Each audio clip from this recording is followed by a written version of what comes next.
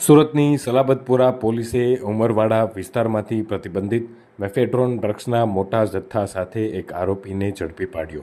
પોલીસની ટીમે 27,99,000ની કિંમતના 279.9 ગ્રામ એમડી ડ્રગ્સ, 36,650 રોકડા તેમજ 2 મોબાઈલ ફોન કિંમત મળી અને કુલ 28,65,650ની મત્તાનો મુદ્દામાલ જપ્ત કર્યો છે.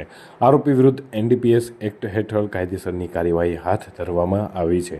આરોપીને એમડી ડ્રગ્સ અને કોરેક્સ સિરપ કેસમાં ગુનાહિત ઇતિહાસ ધરાવનાર કામિલ નામના ઈસમે ડ્રગ્સ સપ્લાય કર્યો હોવાની વિગતો સામે આવી છે. હાલ આ અંગે પોલીસે તપાસ હાથ ધરી છે. શહેરમાં ઝોન 2 એલસીબીને ઇન્ફોર્મેશન મળી હતી કે સલાબતપુરા પોલીસ સ્ટેશન વિસ્તારમાં એક જગ્યાએ એમડી ડ્રગ્સ એનું મુદ્દામાલ પડેલો છે અને જે આરોપી છે જે આ મુદ્દામાલનું પોઝિશન રાખે છે એનું નામ મોહમ્મદ અસલમ ઉર્ફે મારિયો પઠાણ કરીને છે. એ સલાબતપુરા પોલીસ સ્ટેશન વિસ્તારના ઉમરવાડો કરીને જે એરિયા છે એમાં રહેતો હતો. પોલીસે ત્યાં રેડ કરી. આના માટે સલાબતપુરા પોલીસની ટીમ એમના પીઆઈસી સાથે જઈ અને ત્યાં રેડ કરી હતી અને કાયદેસરની કાર્યવાહી કરી. એ દરમિયાન પોલીસને ત્યાંથી 279 ગ્રામ જેટલું એમડી ડ્રગ્સ મળી આવ્યું હતું.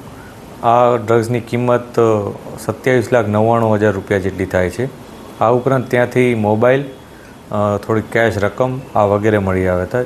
એમ કરી અને ટોટલ 28,65,000નો મુદ્દામાલ ગઈકાલે પોલીસે કબજે કરેલ છે, જેમાં મોટાભાગનો હિસ્સો કે 27,99,000નો એમડી ડ્રગ્સનો હિસ્સો છે. આ ડ્રગ્સનું પોઝિશન જેની પાસેથી મળ્યું છે એ મોહમ્મદ અસલમ ઉર્ફે મારિયો, એને પોલીસે અરેસ્ટ કર્યો છે. આ ઉપરાંત એનો ગુનાહિત ઇતિહાસ પણ અમે તપાસી રહ્યા છીએ. એના ફર્ધર પોલીસ કસ્ટડી પણ અમે માંગ્યા છે અને એ અમને મળી પણ ગયા છે. આ ઉપરાંત એ કોની પાસેથી લાવ્યો એની જે પ્રાઇમરી અમને ઇન્ફોર્મેશન મળી છે એમાં કામિલ કરીને એક વ્યક્તિ છે, એનું નામ સામે આવ્યું છે. આ વ્યક્તિ વિરુદ્ધ અગાઉ પણ સલાબતપુરા પોલીસ દ્વારા જ એમડી અને કોરેક્સની એક અગાઉ પણ એનડીપીએસનો કેસ કરવામાં આવ્યો હતો.